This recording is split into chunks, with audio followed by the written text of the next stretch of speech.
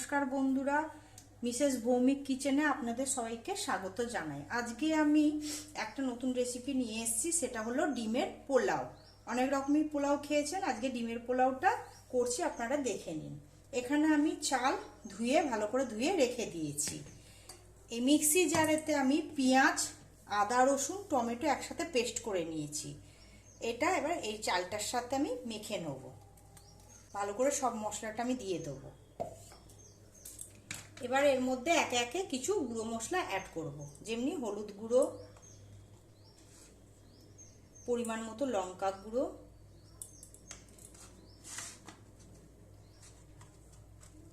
ধনে গুঁড়ো,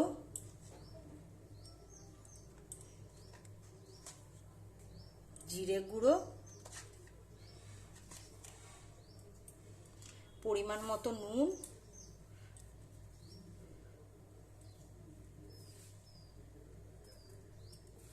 আর কিছুটা সর্ষের তেল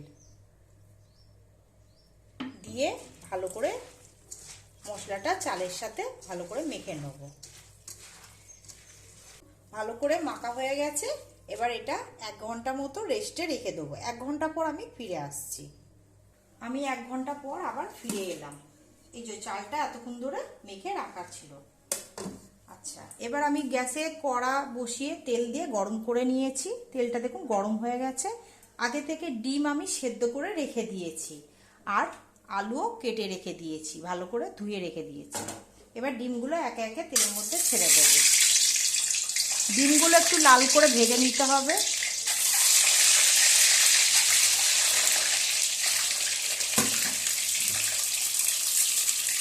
একটু অল্প করে হলুদ দিয়ে দেবো।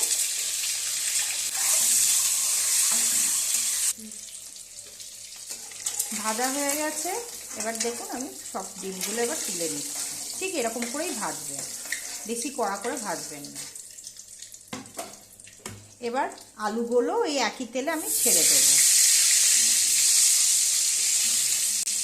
আলুগুলো ঠিক আগের মতো লাল লাল করে একটু ভাজতে হবে, মানে ভাজলেই যেন অর্ধেক আলু শেষ হয়ে ভাজা হয়ে যায়। আলুগুলো ভালো করে লাল লাল করে ভেজে নিয়েছি। এবার সব তুলে নেব।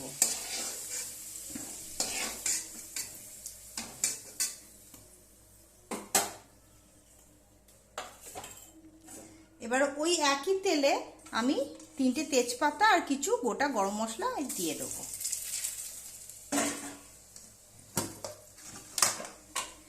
এবার আমি চালটা ওই তেলের মধ্যে দিয়ে দেবো, দিয়ে ভালো করে কষাবো। ভালো করে চালটা গামলা থেকে নিয়ে দিয়ে দিচ্ছি।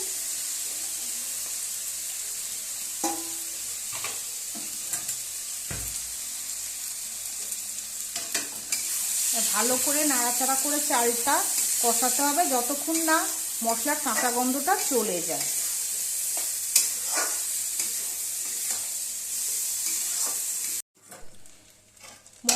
চালটা ভালো করে কষানো হয়ে গেছে, মশলার কাঁচা গন্ধটা চলে গেছে। এবার এই পর্যায়ে আমি একটা প্রেসার কুকার নিলাম, নিয়ে এর মধ্যে পুরো চালটাই দিয়ে দেবো। প্রেসারে দিয়ে দিয়েছি সমস্ত চালটা। এবার পরিমাণ মতো জল দেবো। এই খুন্তিটা এখানটা রেখে দেখুন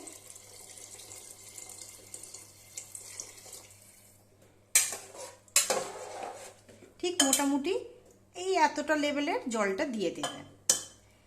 এবার এর মধ্যেই ভেজে রাখা আলুগুলো,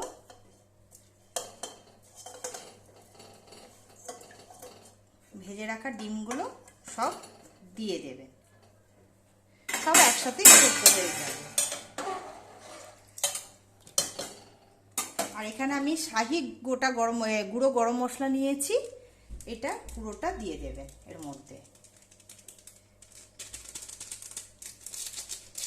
দিয়ে ভালো করে নাড়িয়ে দেবেন।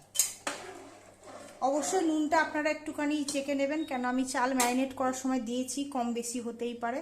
আপনারা যেরকম নুন খান আপনারা আপনাদের আইডিয়া মতো দিয়ে নেবেন। আমি এবার প্রেসার কুকারের ঢাকাটা আটকে 3টে সিটি মারবো।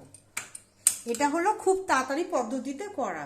এবার আপনারা চাইলে চালটা কষিয়ে হাঁড়িতে ঢেলে নর্মালভাবে যেরকম ভাত হয় ওরকম ফুটিয়েও করতে পারেন, ঠিক এরকমই সব কিছু দিয়ে করতে হবে। আর বাড়িতে ধরুন গেস্ট এসছে, তাড়াতাড়ি কিছু করবেন কি, তখন এই ডিমের পোলাও এরকমভাবে কষিয়ে প্রেসারে দিয়ে 3টে সিটি মেরে করবেন, এতে কি তাড়াতাড়ি হয়ে যাবে, আপনার বাড়ির গেস্টও খেয়ে নিতে পারবে। এটা তাড়াতাড়ি করার জন্য, আর আপনি নর্মালভাবেও করতে পারবেন।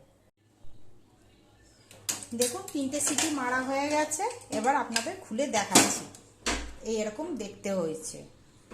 এবার এর ওপর দিয়ে আমি একটু ঘি দিয়ে দেবো।